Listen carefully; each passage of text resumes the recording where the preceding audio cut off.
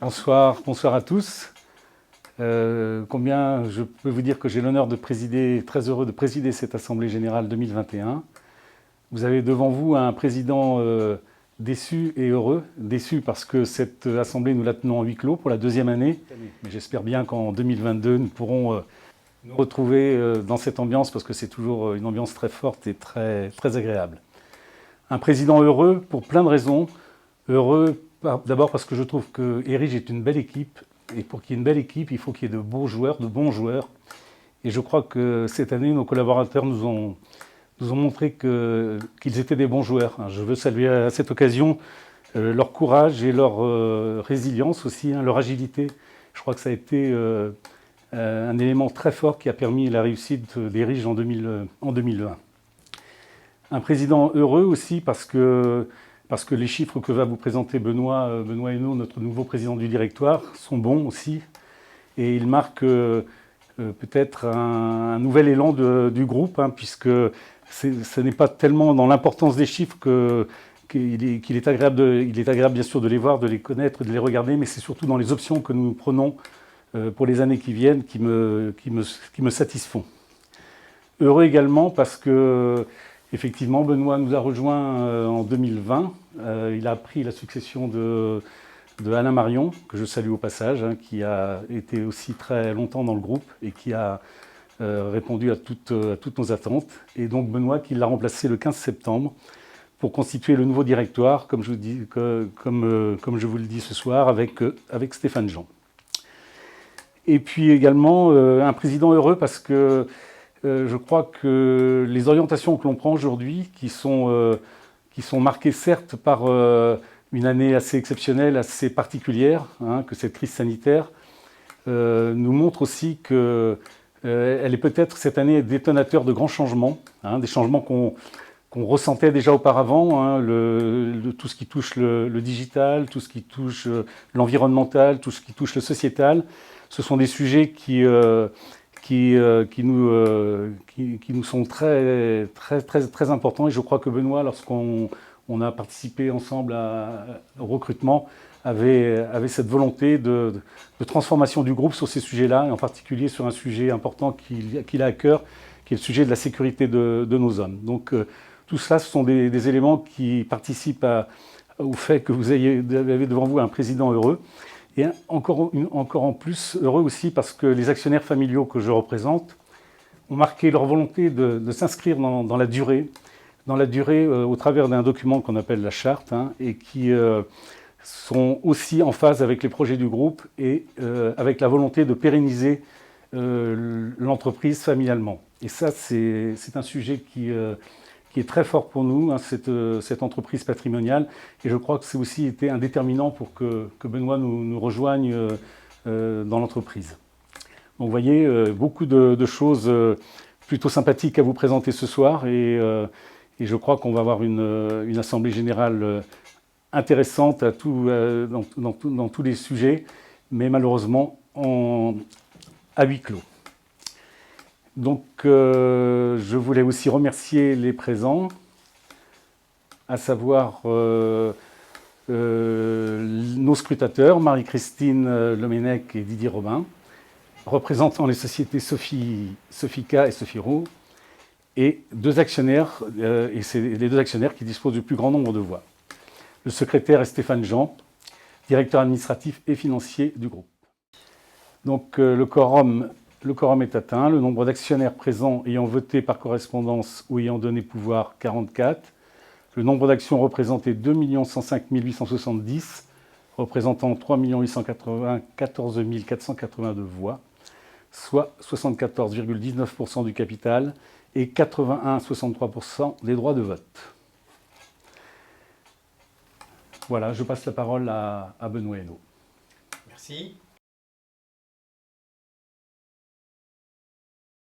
Alors, tout d'abord, pour ce qui me concerne, j'ai le plaisir d'avoir succédé à Alain Marion officiellement et formellement au mois de septembre 2020. J'ai rejoint le groupe au mois de juin et j'ai passé l'essentiel de ma carrière dans les milieux de la construction du bâtiment, tour à tour dans des sociétés multinationales familiales ou plus importantes au niveau du CAC 40 comme Lafarge, et puis de nouveau dans une organisation familiale au sein d'Aliaxis, avec notamment la société Nicole que j'ai eu le plaisir de présider pendant 7 ans. Quelques mots sur les chiffres clés de notre groupe et de chacune des branches. 2300 collaborateurs, un chiffre d'affaires de 600 millions d'euros arrêté fin 2020. Stéphane en dira quelques mots dans quelques minutes. Une forte implantation géographique dans le Grand Ouest, même si une de nos activités, la menuiserie, est nationale. Et surtout une focalisation sur, bien entendu, en termes de métier, l'univers du bâtiment, mais également une orientation forte vers les métiers, les futures opportunités en matière d'environnement. Et ce sera un thème d'ailleurs que nous allons reprendre à plusieurs reprises. S'agissant de notre implantation, vous voyez sur cette carte le maillage territorial fin, notamment du négoce et du béton, depuis la Normandie jusqu'à l'Aquitaine, mais également les points jaunes que vous voyez là sont les implantations industrielles menuiserie, qui nous emmènent également à Marseille et dans le nord de la France. S'agissant de notre activité négoce, qui est une activité historique, 1 millier de collaborateurs, un chiffre d'affaires proche de 340 millions d'euros en 2020, et une orientation importante dans le domaine de l'efficacité énergétique. L'efficacité énergétique est un sujet excessivement important pour nous.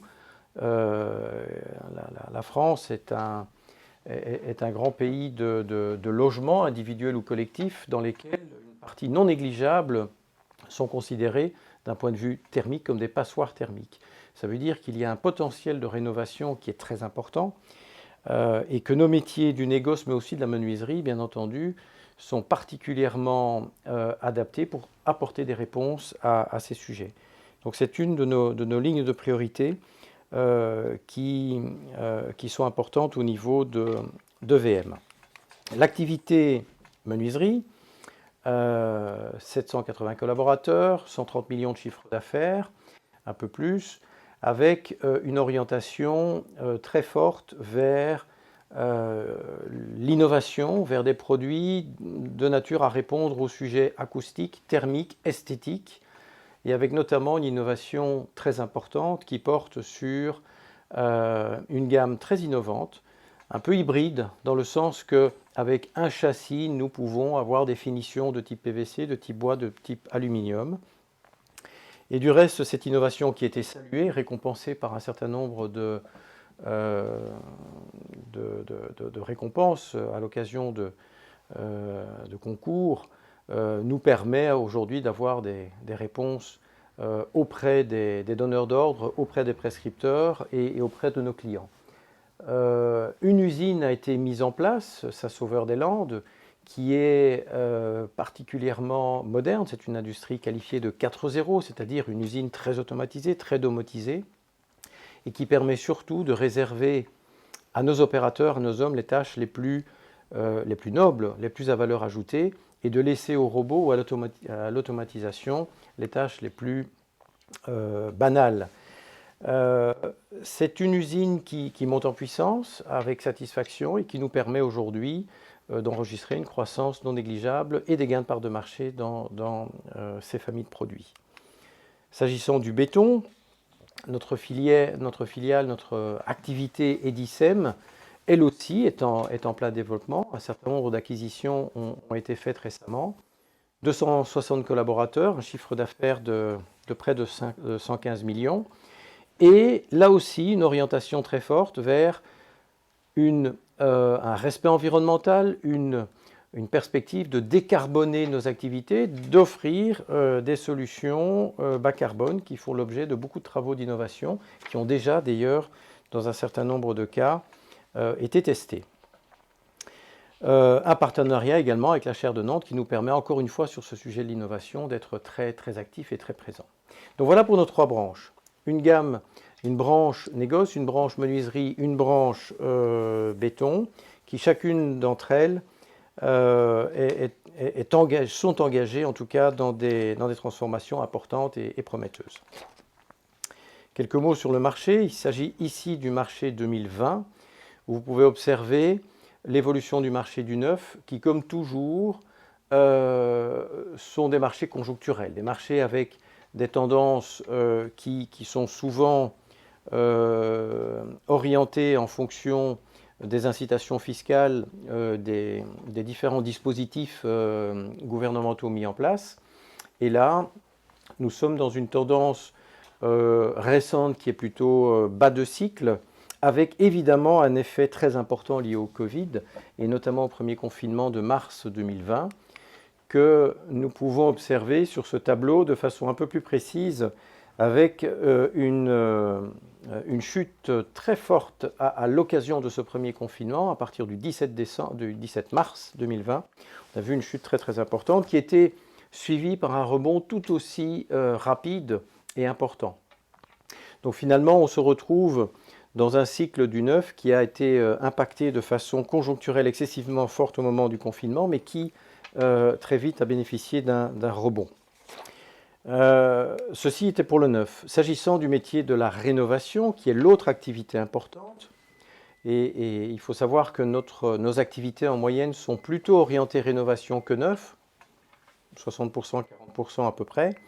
Nous voyons ici que pour la rénovation, là également, une chute d'activité très forte à l'occasion de ce premier confinement, suivie d'une reprise et d'une tendance qui petit à petit repasse en positif avec tous les artisans de la rénovation, tous les métiers de la rénovation dans le bâtiment et la construction qui se sont repris de façon assez rapide après ces mois plus difficiles du printemps 2020. Alors, qu'avons-nous fait? Quelles sont les différentes initiatives qui ont été prises au cœur de cette turbulence? D'abord, évidemment, la mise en place d'un certain nombre de mesures rigoureuses en matière de protection de la santé de nos collaborateurs, de gestes barrières, de gestion de nos flux dans tous nos sites, qu'ils soient industriels, qu'ils soient de distribution, qu'ils soient logistiques, de façon à être en mesure d'assurer le travail sur les sites, que ce soit pour nos collaborateurs, pour les visiteurs, pour les clients, dans les meilleures conditions sanitaires possibles. Ensuite, un déploiement de bon nombre d'initiatives et de mesures de prudence. Dans le contexte incertain de l'époque, nous avons évidemment maintenu des investissements stratégiques, reporté des investissements qui ne l'étaient pas. Nous avons évidemment eu une attention particulière sur la gestion de nos coûts, de façon à assurer le passage le plus efficace au cœur de ces turbulences, et notamment avec des plans de réduction de coûts qui ont été bien menés et très efficaces. Et on en reparlera tout à l'heure en voyant les chiffres.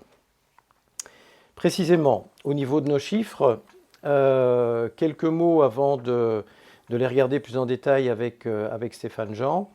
Les points principaux. Nous avions initié en 2019, en octobre 2019, un plan de redressement et de mise en place des activités essentielles et de nos priorités négoces. Ce plan est en cours d'exécution et il se réalise de façon tout à fait satisfaisante. Ce plan-là, en 2020, nous a permis d'engranger un certain nombre de bénéfices et d'actions qui ont été déployées de façon satisfaisante. Au niveau du béton, l'acquisition de 6 centrales s'est concrétisée, l'intégration s'est faite, et là aussi on peut se féliciter de la bonne tenue de ces acquisitions qui ont commencé dès 2020 à rapporter un certain nombre de fruits. Et enfin, comme je le disais tout à l'heure, côté menuiserie, une usine de Saint-Sauveur-des-Landes qui nous a permis à la fois de lancer une innovation, mais également d'avoir une capacité industrielle de production moderne, efficace et performante qui monte en puissance et qui, petit à petit, atteint des résultats très intéressants. Je suis arrivé, bien entendu, en cours d'année, Et de même qu'au niveau de la filiale et de notre activité béton, un nouveau DG est arrivé, Olivier Collin, en provenance de Lafarge, qui a pris les rênes de cette activité et qui est en train maintenant, bien entendu, de déployer sa feuille de route. Voilà pour les faits marquants. Et maintenant, jetons un coup d'œil sur les résultats avec toi, Stéphane. Merci Benoît. L'année 2019 avait marqué le retournement économique du groupe. L'année 2020 aura éprouvé et confirmé la résilience de notre modèle, avec un chiffre d'affaires de 600,4 millions d'euros de chiffre d'affaires, en retrait limité à 4,9%, ceci à périmètre comparable par rapport à l'historique. Donc grâce à la maîtrise de la baisse enregistrée pendant la période du premier confinement et surtout grâce au fort rebond enregistré perceptible dès le mois de juin. Un EBITDA de près de 35 millions, en croissance de 3,6 millions par rapport à l'historique, avec une compensation intégrale de la perte de marge-valeur d'effet volume par des mesures de gestion et une progression contenue du taux de marge. Une progression de REX un peu plus faible, 1,4 million, avec un REX 2020 de 19,7 millions d'euros, 3,3% du chiffre d'affaires, en raison de la montée en puissance des amortissements, eux-mêmes relatifs aux gros efforts d'investissement réalisés sur le second semestre 2019. Un résultat net de 10,7 millions enfin, contre 7,5 millions l'année précédente, soit une croissance de 3,2 millions, supérieure en masse à celle du REX, compte tenu d'effets de base non reproduits, d'effets de base favorables sur les charges exceptionnelles enregistrées en 2019 dans le cadre de réorganisation de nos structures centrales, et avec un impact favorable en termes d'IS grâce à l'activation désormais possible des derniers déficits reportables au bilan.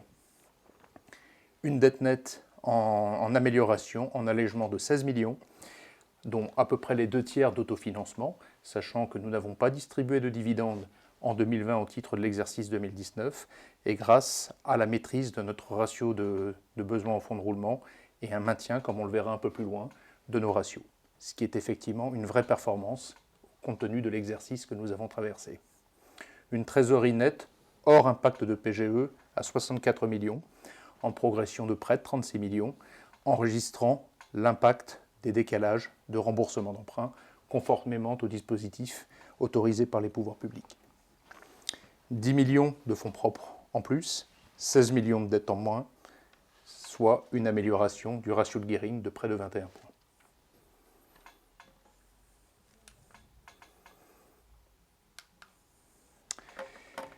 Nous le disions, l'année 2020 a été une année hors norme à tous égards, avec une année effectivement fortement calendarisée, moins 80% de chiffre d'affaires sur la deuxième quinzaine de mars, lors du premier confinement, moins 37% au cumul des mois d'avril et de mai, les mois les plus impactés par le premier confinement, suivi d'un rebond de 13,6% sur le mois de juin, et un second semestre de près de plus 9%, avec des progressions à peu près équivalentes sur le T3 et sur le T4, une dynamique qui n'a pas faibli au cours de cet exercice. Résilience des activités, nous en parlions à l'instant, perceptible dans l'ensemble de nos branches, avec une activité négoce représentant 60% du poids de chiffre du groupe, se situant donc dans la moyenne du groupe. Une très bonne tenue de notre activité béton, portée par une très bonne dynamique du béton prêt à l'emploi, y compris à périmètre comparable. Un recul un peu plus accusé sur la branche menuiserie, compte tenu d'un calendrier de redémarrage un peu plus tardif lors du premier confinement, compte tenu des règles de reprise coordonnées au sein de l'ensemble de la profession. La menuiserie qui tire très honorablement son épingle du jeu avec une progression de plus de 2 chiffres sur le second semestre. Le REX, nous en parlions à l'instant en introduction, ressort en progression d'1,4 million par rapport à l'année précédente.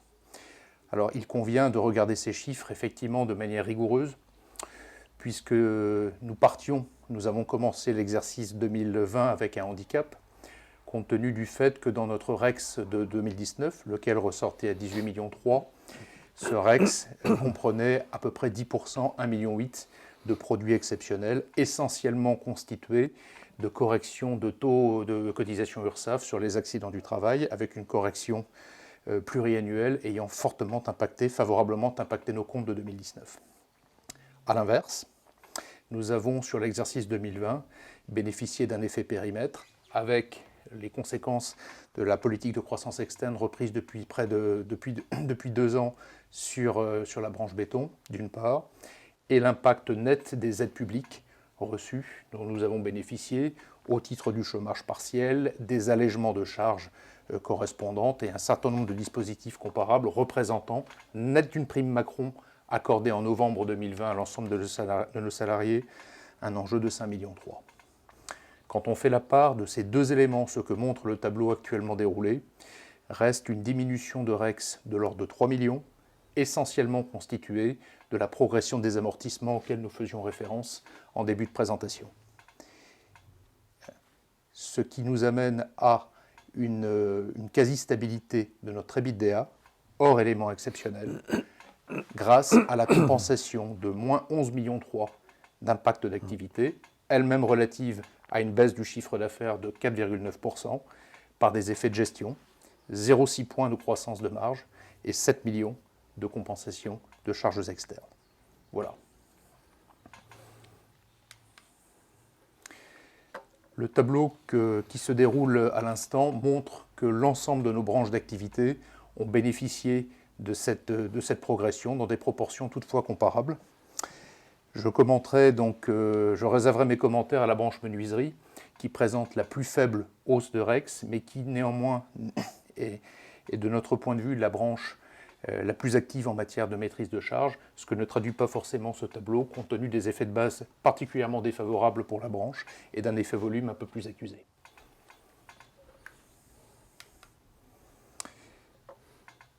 « 1,4 million de progression de REX, 3,2 millions pour le résultat net, soit effectivement des postes intermédiaires en amélioration, dans des proportions différentes toutefois, maîtrise de la charge financière, en légère amélioration de 300 000, grâce à la maîtrise de la trésorerie. Je commenterai ce point lorsqu'on abordera le sujet du besoin en fonds de roulement tout à l'heure.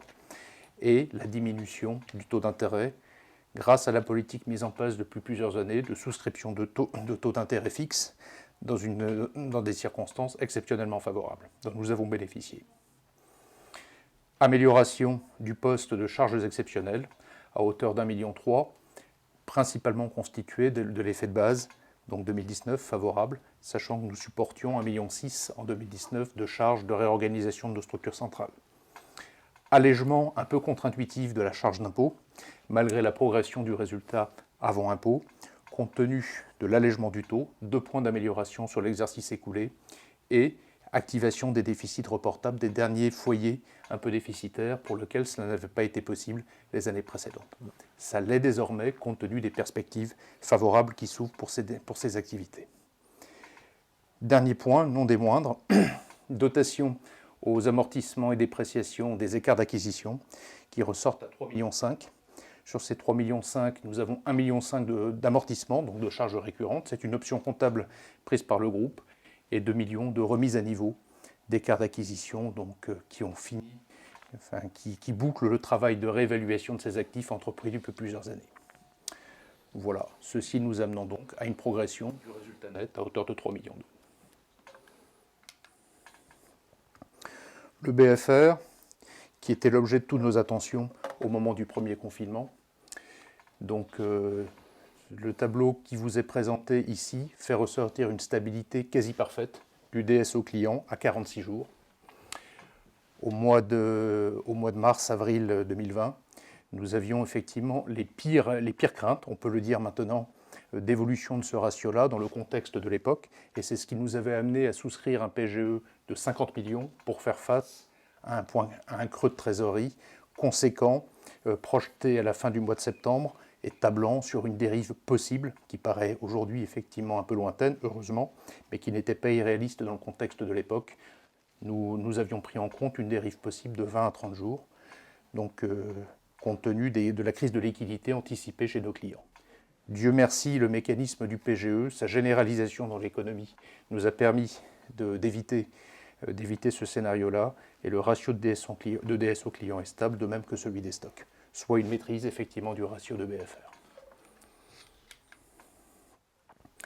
Des investissements contenus dans le contexte de 2020, un effort d'investissement non intégralement sacrifié, si je puis dire, puisque nous avons réalisé 15,6 millions, proche du niveau normatif d'investissement qui est de l'ordre de 18 millions pour le groupe, et sans rapport naturellement avec les 32 millions réalisés l'année précédente.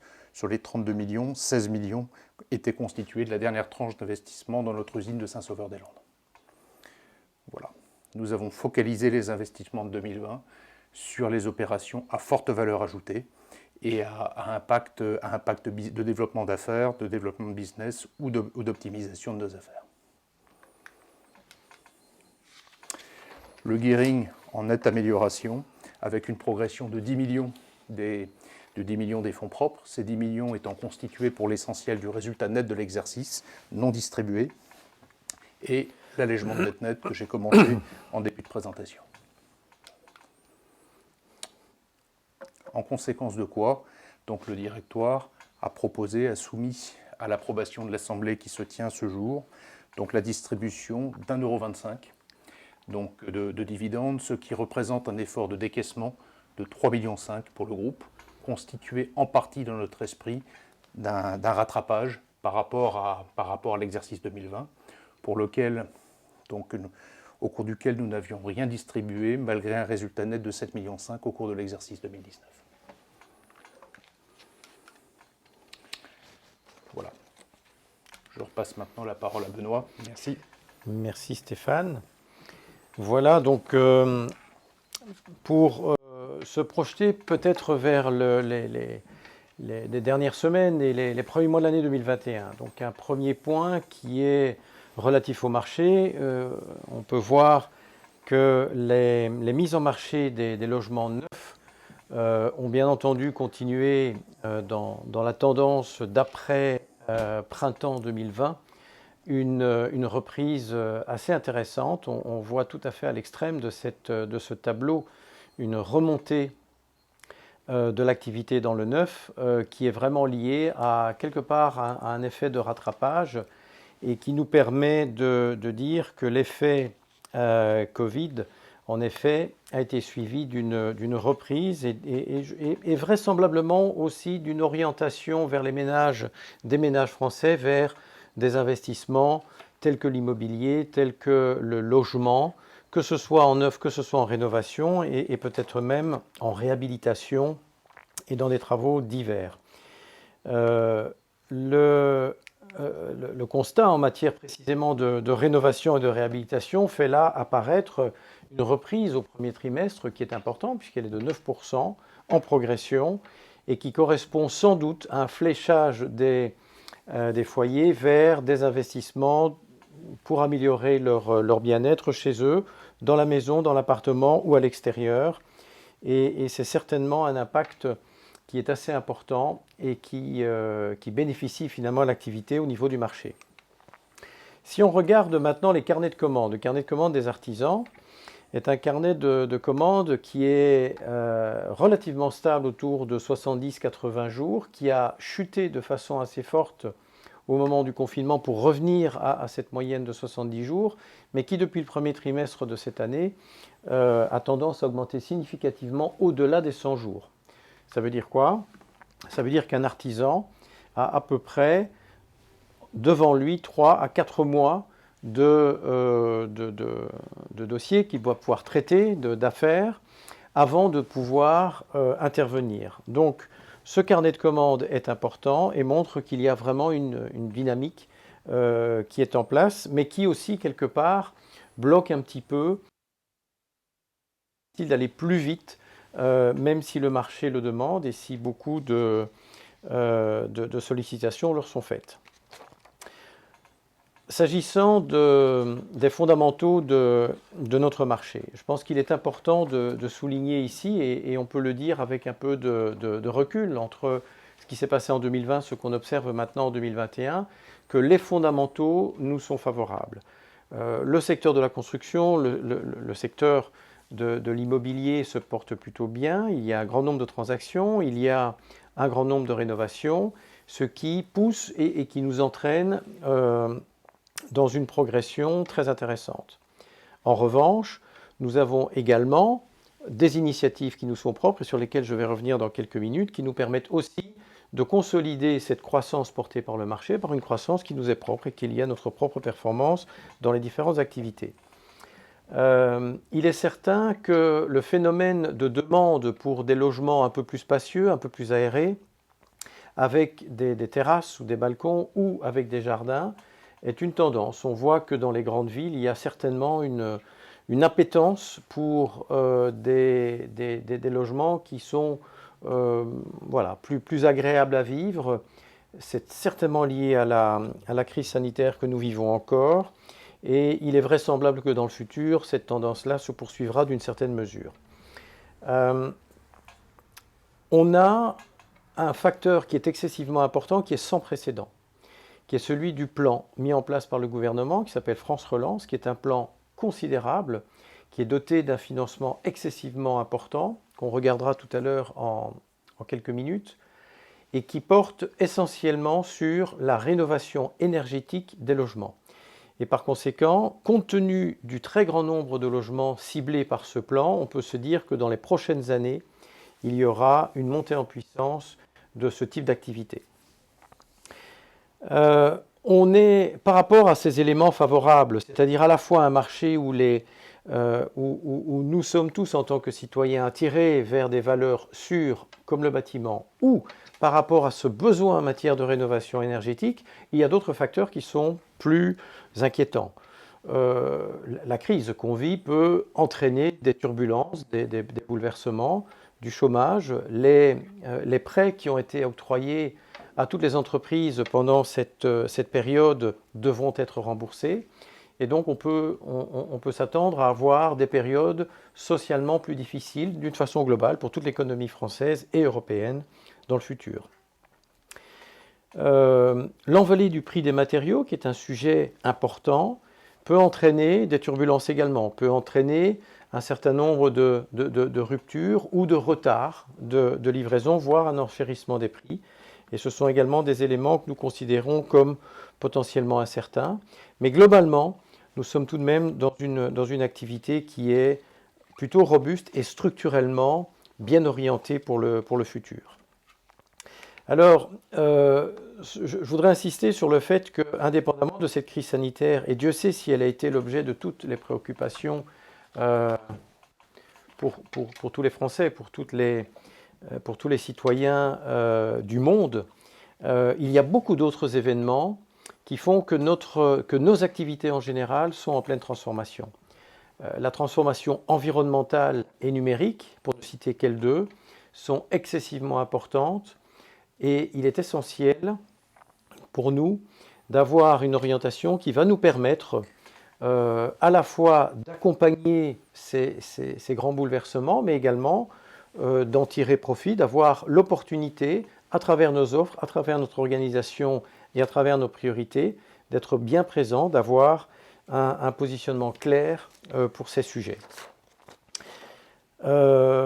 Précisément, sur le sujet du plan France Relance dont je vous parlais il y a quelques minutes, en quelques chiffres, il s'agit tout de même de 6,7 milliards d'euros qui ont été mis sur la table par le gouvernement français de façon à soutenir l'efficacité énergétique des bâtiments à travers toute une série d'initiatives qui rendent ces incitations possibles pour tous les foyers, indépendamment des conditions de ressources. Tous les foyers français sont éligibles à ce plan, avec bien entendu des niveaux d'incitation différentes. Mais ça veut dire que ce plan, par cette largeur de périmètre, va permettre à l'ensemble des citoyens et des acteurs du marché d'en bénéficier d'une façon ou d'une autre, pour autant qu'ils y soient préparés, qu'ils en aient les compétences, qu'ils en aient la certification. Et ce sont sur ces sujets-là que nous travaillons et que nous avons mis en place des plans d'action. Un mot sur l'activité du premier trimestre et notamment sur le chiffre d'affaires. Stéphane, je te laisse commenter le document. Un chiffre d'affaires qui ressort au T1 2021 à 175,6 millions, en croissance de 32,3% par rapport au T1 2020, mais nous préférons nous situer par rapport au T1 2019, plus représentatif effectivement d'une tendance. Et nous avons la satisfaction d'enregistrer une croissance de chiffre d'affaires versus le T1 2019 à périmètre comparable de 12,3%, porté par une bonne dynamique dans chacune de nos branches, avec des nuances toutefois. Très forte progression de la branche menuiserie de 23%, tirée par la montée en puissance de notre produit AMX, mais pas uniquement, une bonne tenue de l'ensemble des segments d'activité et une croissance du chiffre d'affaires inférieure à celle des entrées de commandes, qui enregistre effectivement une dynamique encore plus forte, prometteuse effectivement, de belles perspectives commerciales pour demain. Le béton ressort à 12,8% de progression à périmètre comparable, avec un cumul d'effets volume et d'effets prix qui demeurent positifs dans des circonstances effectivement plus compliquées que par le passé. 9,4% enfin pour le négoce, avec un resserrement des performances comparées des travaux publics qui avaient constitué le principal relais de croissance en 2020, qui le demeure en 2021 dans de moindres proportions cependant, avec un rééquilibrage des performances du négoce généraliste. Merci Stéphane. En effet, ce qui est très important, c'est de voir que toutes nos activités contribuent à cette croissance de chiffre d'affaires. C'est donc positif, important, et qu'une partie de ces résultats, de cette performance, vient d'actions qui ont été mises en place et qui commencent à porter leurs fruits, ce qui est très encourageant. Précisément pour nos orientations et nos perspectives, je voulais vous donner nos orientations clés et ensuite les décliner rapidement pour chacune de nos branches. Le premier point sur lequel je voudrais insister, c'est notre orientation environnementale, sociétale, de nature RSE, qui est une priorité transversale pour l'ensemble de nos activités, qui est une vraie valeur au niveau du groupe Erige, que nous souhaitons porter et développer considérablement. Alors, on ne part pas de zéro, très loin de là, puisque ce sujet de la RSE et de la préoccupation environnementale est déjà inscrit dans les gènes de l'entreprise et de nos actionnaires et, je dirais de façon générale, de notre culture.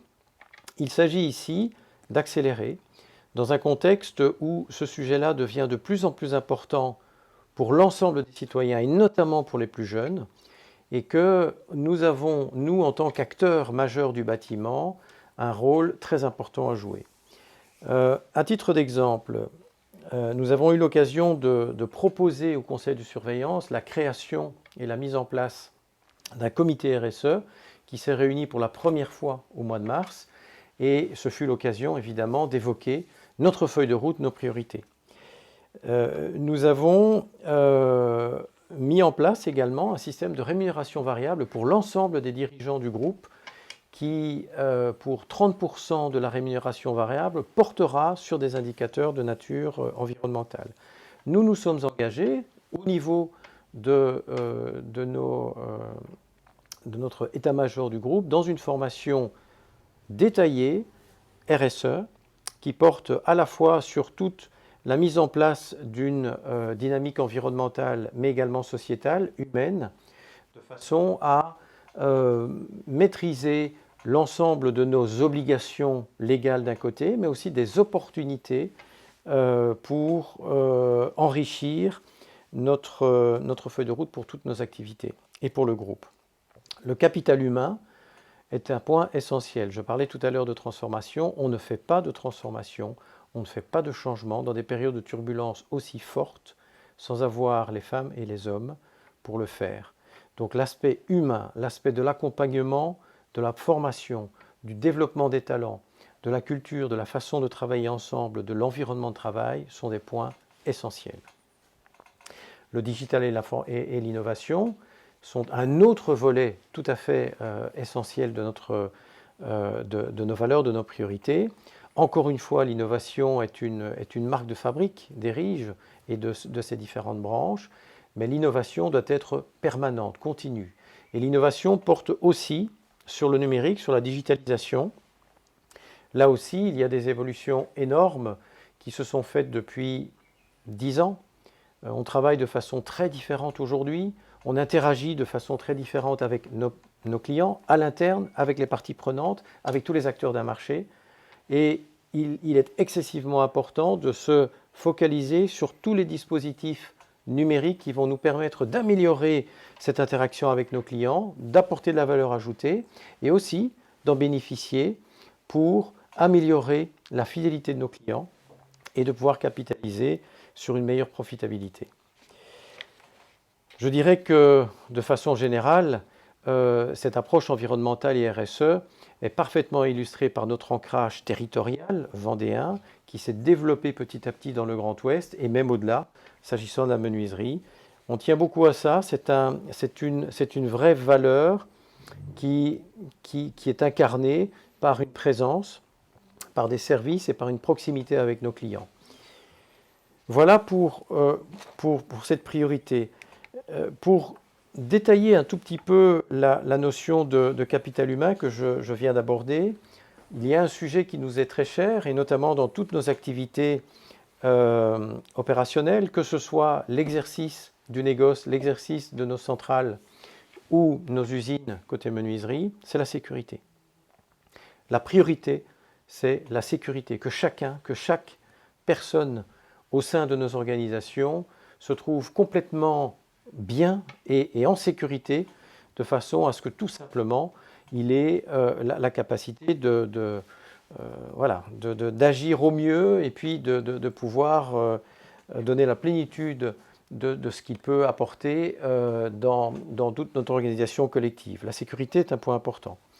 Les compétences, le développement des compétences, la formation, la poursuite d'un certain nombre d'initiatives de formation que nous avons eues dans le passé, comme le campus, va être mise en place. L'innovation, j'en parlais tout à l'heure, l'innovation porte aussi sur la data. Et je voulais vous donner un mot sur ce sujet excessivement important. La data, c'est-à-dire la capacité de gérer et d'utiliser au mieux toutes les données que nous avons, que nous avons récoltées depuis des années et des années, au travers de toutes nos activités, pour toutes nos parties prenantes, tous nos clients. Eh bien, cette data est un élément patrimonial. C'est un véritable patrimoine financier, c'est un patrimoine d'activité, et nous souhaitons gérer cette data, là aussi, en utilisant toutes les technologies les plus modernes, de façon à pouvoir l'utiliser et apporter un maximum de services à nos clients. Cette data va faire l'objet d'une centralisation, et nous allons créer un poste data d'ailleurs qui me sera relié directement, de façon à mettre en place tous les éléments pour une feuille de route qui nous permettra d'utiliser cette data au mieux dans le futur, encore une fois pour toutes nos activités. Alors, un petit mot maintenant pour nos trois branches. Le négoce, qui est la branche la plus importante en activité. Nos trois piliers, le client, bien sûr, le client qu'on met au centre de nos préoccupations, c'est excessivement important. La proximité, l'approche territoriale nous permet d'avoir un écosystème que nous voulons travailler en mettant le client au centre. La rentabilité de l'entreprise est l'objectif, et cette rentabilité, évidemment, est obtenue à travers une réflexion sur les offres, la valeur qu'on peut apporter à nos clients pour que ceux-ci ensuite, évidemment, se retrouvent bien au sein de notre organisation. Et puis l'épanouissement de nos équipes, parce qu'encore une fois, pour arriver à ce résultat, il faut avoir des équipes motivées qui aient aussi leur propre contribution à tout ce développement. Nous avons traduit ça par une pyramide avec un certain nombre de valeurs qui aboutissent à cette rentabilité, à l'épanouissement de nos équipes, à la satisfaction de nos clients, en utilisant le digital, la performance, l'innovation, et de façon à avoir, je dirais, un plan que nous avons baptisé VM is Back et qui se déroule aujourd'hui et qui se met en place et accélère dans les différentes agences. Pour l'activité de l'efficacité énergétique, c'est une focalisation forte du négoce. C'est sans doute une des initiatives les plus importantes qui concerne ce plan de rénovation énergétique, ce plan France Relance, cette dotation très importante qui est faite et qui permet aux différents propriétaires ou locataires finalement d'améliorer le confort de leur maison. Et nous avons mis en place tout un concept qui nous permet de former les installateurs de façon à ce qu'eux-mêmes puissent apporter des réponses à leurs clients particuliers qui auront ensuite le bénéfice des subsides ou en tout cas des incitations apportées par l'État. C'est un dispositif complet qui va se dérouler et se mettre en place dans toutes nos agences et notamment avec des référents techniques, des référents efficacité énergétique qui seront attachés à chacune de nos régions, à nos 6 régions géographiques.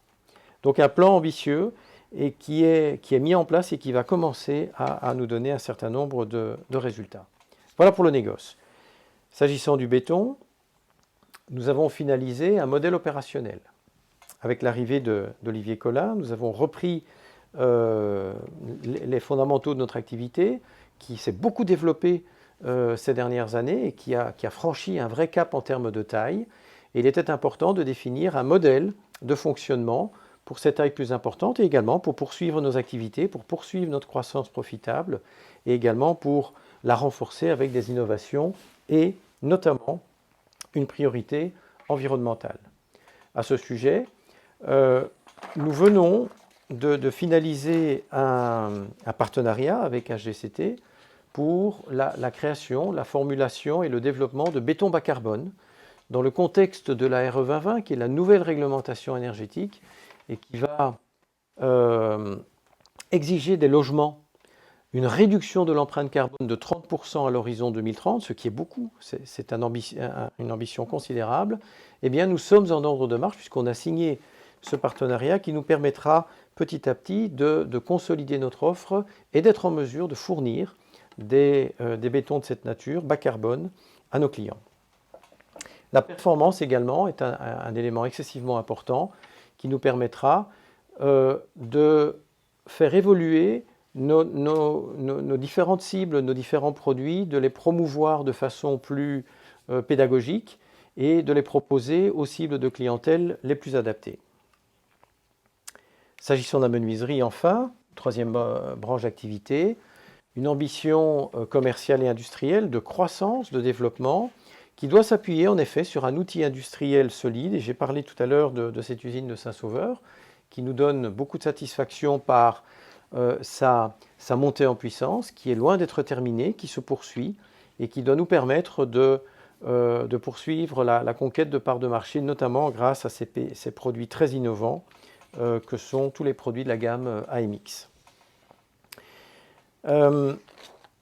Pour terminer sur la menuiserie, une initiative a été prise fin de l'année 2020 qui est remarquable, qui est une initiative de mise en place d'une filière de recyclage, d'économie circulaire, qui nous permet de récupérer les châssis en fin de vie, les châssis, les fenêtres, de les démanteler, de les recycler, de les broyer et ensuite de récupérer cette matière pour la réintroduire dans nos produits finis.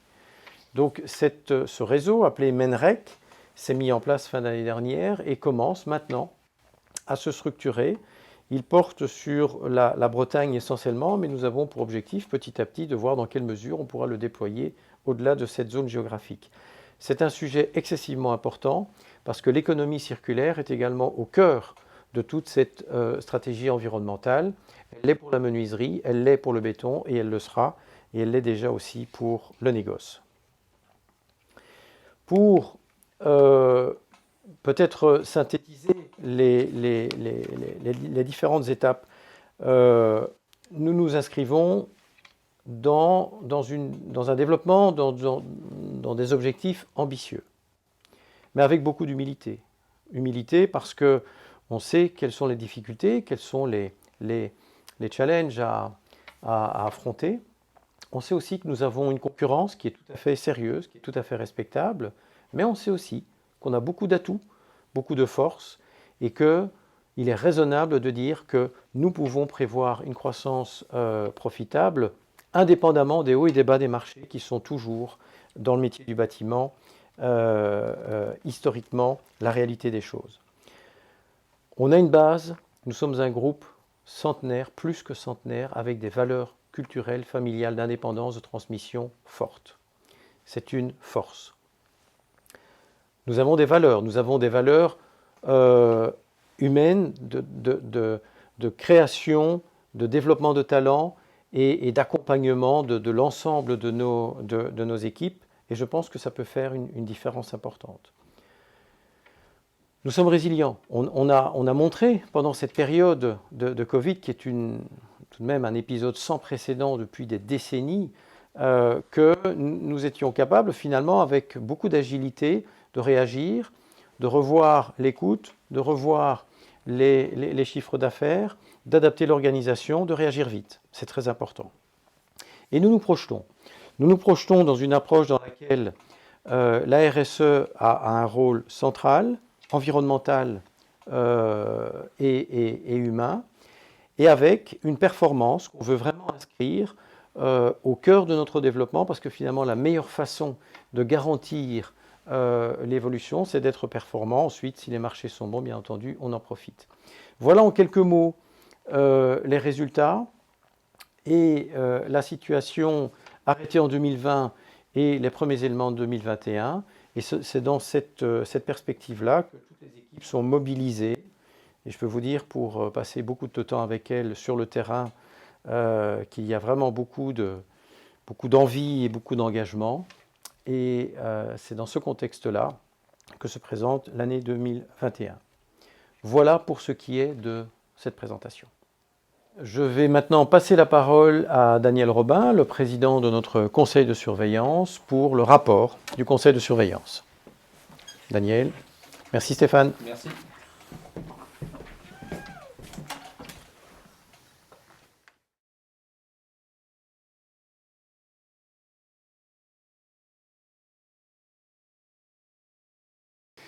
Alors je vous fais grâce de la lecture du rapport du conseil de surveillance, mais j'ai relevé des points que je voulais évoquer avec vous, en particulier la gouvernance de notre groupe. Vous savez qu'elle se tient en directoire et conseil de surveillance, et à ce titre, notre directoire a évolué entre l'année dernière et cette année, puisque le directoire est maintenant à deux membres, Monsieur Benoît Hainaut, qui nous a rejoint le 15 septembre 2020, en qualité de directeur général de la société, en qualité de président du directoire. Auparavant, il était directeur général de la société Erige.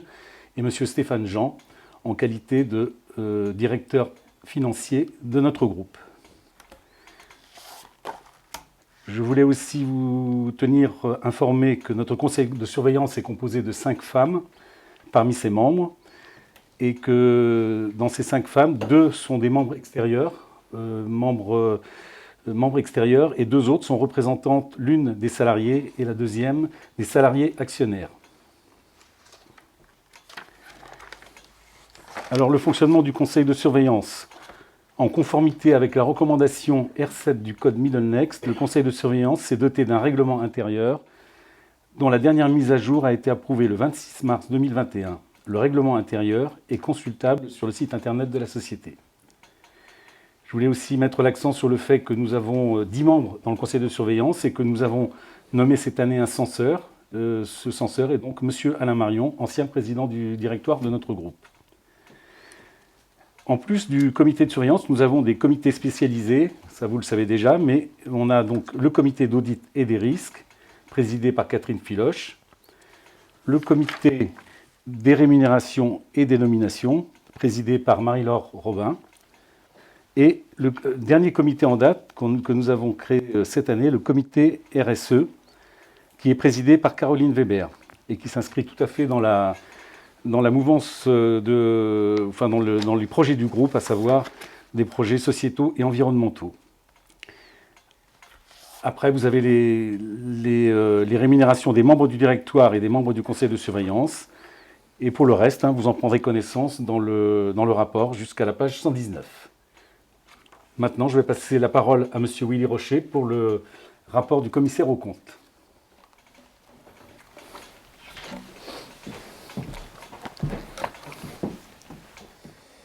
Monsieur le Président du Conseil de surveillance, Monsieur le Directeur général, Mesdames, Messieurs les actionnaires, le Collège des commissaires aux comptes a émis, en date du 27 avril 2021, plusieurs rapports en exécution de sa mission au titre de l'exercice clos le 31 décembre 2020. Nos rapports sont disponibles dans leur intégralité dans le rapport annuel et financier 2020, pages 120 à 125. Ainsi, si vous m'y autorisez, je vous propose de ne pas en faire une lecture intégrale, mais de vous en rendre compte de façon résumée. Je vais commencer par le rapport sur les comptes consolidés. Notre rapport sur les comptes consolidés est un rapport de certification sans réserve. Nous certifions que les comptes consolidés sont réguliers et sincères et donnent une image fidèle du résultat des opérations de l'exercice 2020 ainsi que de la situation financière et du patrimoine du groupe. Pour rappel, ces comptes ont été arrêtés le 22 mars 2021. La seconde partie de notre rapport décrit le fondement de notre opinion, avec le rappel du référentiel d'audit. Pour mémoire, notre audit est effectué selon les normes d'exercice professionnel applicables en France, et nous estimons que les éléments collectés sont suffisants et appropriés pour fonder notre opinion. Et le rappel du respect de l'indépendance des commissaires aux comptes. Dans la justification de nos appréciations, troisième partie de notre rapport, nous avons souligné les conditions particulières de l'arrêté de compte et de notre audit, compte tenu de la crise sanitaire liée à l'épidémie de Covid-19, et les modalités de réalisation des tests de perte de valeur des écarts d'acquisition qui sont décrites dans la note 5A de l'annexe aux comptes consolidés. Nous avons également procédé aux vérifications spécifiques des informations relatives au groupe données dans le rapport de gestion du directoire. Nous n'avons pas d'observation à formuler sur la sincérité et leur concordance avec les comptes consolidés. Par ailleurs, nous avons attesté que la déclaration consolidée de performance extra-financière figure dans les informations relatives au groupe données dans ce rapport de gestion. Enfin, les deux dernières parties de notre rapport décrivent les responsabilités de la direction et les responsabilités des commissaires aux comptes relatives à l'audit des comptes consolidés. S'agissant de notre rapport sur les comptes annuels, ce rapport est un rapport de certification sans réserve. La seconde partie de notre rapport rappelle le fondement de l'opinion, avec notamment le référentiel d'audit et le respect des règles d'indépendance des commissaires aux comptes. Notre rapport décrit dans sa troisième partie la justification des appréciations, portant sur les conditions particulières de l'arrêté de compte du fait du Covid-19 et la valeur d'inventaire des titres de participation, avec un renvoi vers le paragraphe 2 de la rubrique « Principes et méthodes comptables » de l'annexe. Pour les comptes annuels, nous avons également procédé aux vérifications spécifiques des informations relatives à la société données dans le rapport de gestion du directoire, et nous n'avons pas d'observation à formuler sur leur sincérité et leur concordance avec ces comptes annuels. Par ailleurs, nous avons attesté de la sincérité et de la concordance avec les comptes annuels des informations relatives aux délais de paiement, et nous avons aussi attesté de l'existence dans le rapport du Conseil de surveillance sur le gouvernement d'entreprise des informations requises par l'article L225-37-4. Nous nous sommes aussi assurés que les diverses informations relatives à l'identité des détenteurs de capital ou de droits de vote vous ont été communiquées dans le rapport de gestion. Nous avons également émis en date du 27 avril 2021 notre rapport spécial sur les conventions réglementées en vue d'informer les actionnaires appelés à les approuver. Pour mémoire, les conventions réglementées sont les conventions autres que courantes et conclues à des conditions normales passées entre la société érige et des personnes intéressées. Les personnes intéressées sont les membres du directoire ou du conseil de surveillance et actionnaires disposant d'une fraction de vote supérieure à 10%. Il y a cette année une convention soumise à l'approbation de l'Assemblée générale. Il s'agit du contrat de prestation de services avec la société Fleurac Conseil. La personne concernée est M. Alain Marion, président du directoire jusqu'au 14 septembre 2020. Dans le cadre de ce contrat, la société Fleurac Conseil a perçu une somme de 4 000 € pour la période du 1er novembre au 31 décembre 2020.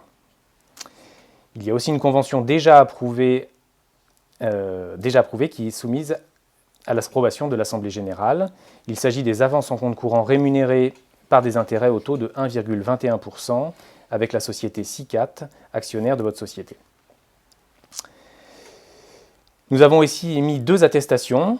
La première relative aux rémunérations versées aux personnes les mieux rémunérées et une deuxième attestation relative aux versements effectués au titre du mécénat. Pour la première, nous avons attesté de l'exactitude du montant global des rémunérations versées aux 5 personnes les mieux rémunérées, à savoir 1 206 465 €. Et pour la seconde, au titre du mécénat, nous avons attesté du montant versé lors de l'exercice 2020, à savoir 2 000 €. Enfin, notre dernier rapport porte sur la réduction de capital et nous n'avons pas d'observation à formuler sur les causes et conditions de la réduction de capital envisagée. Je vous remercie de votre attention.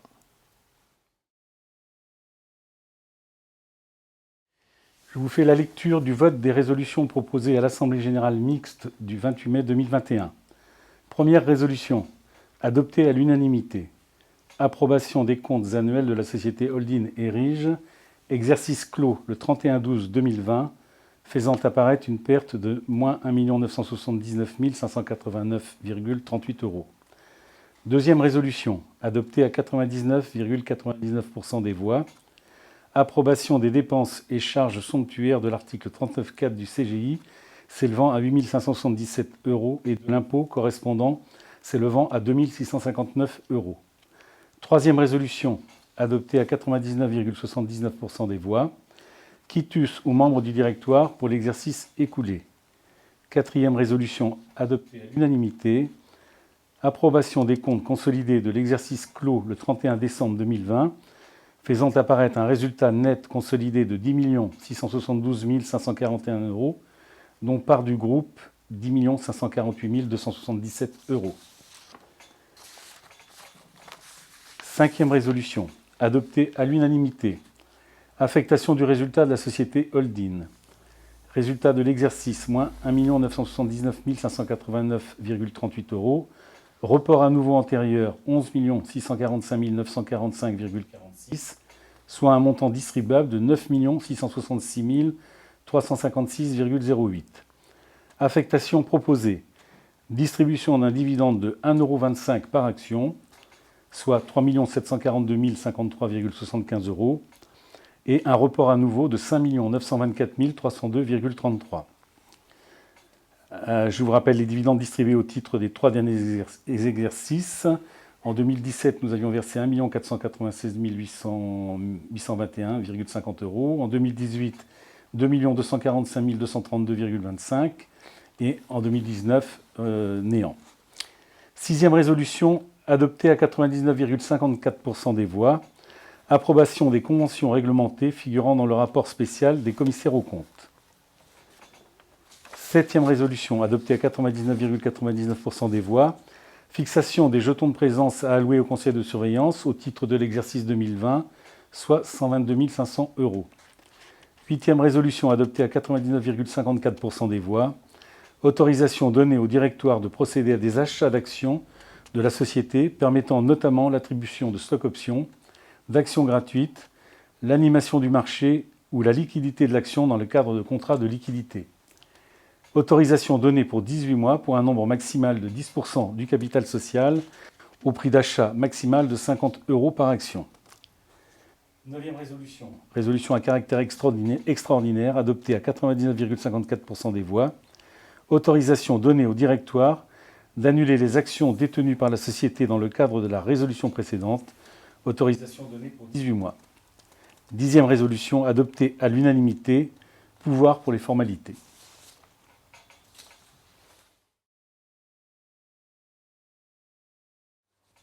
Alors, aucune question nous ayant été transmise par écrit, je déclare la clôture de cette Assemblée générale.